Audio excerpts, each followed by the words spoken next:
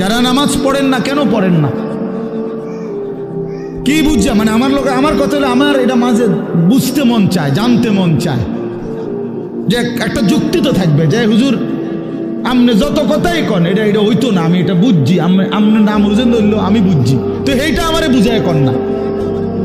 আচ্ছা আমরা শুনি, কি দৃষ্টিতে তুমি বুঝলা আখেরাত নাই, পরকাল নাই, এই পাপের কোনো বিচার হবে না, এটা কেমনে বুঝলা?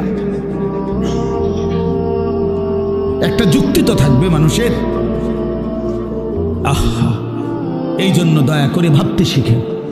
আমি আমার সবটুকু দিয়ে বলতে, আমি আজীবন চেষ্টা করছি আমার এই ছোট্ট জীবনটা বলতে বলতে আজ আর শরীর অনেক কাহিল হয়ে গেছে, ব্যস্ততা অনেক বাড়ছে, কিন্তু শরীর কি হয়ে গেছে? দুর্বল হয়ে যাচ্ছে, দুর্বল হয়ে গেছে।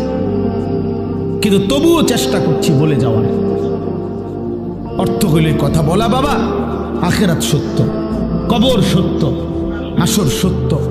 প্রিয় বন্ধু, নষ্ট হইও না, ছেলেরা নষ্ট হইও না বাপ।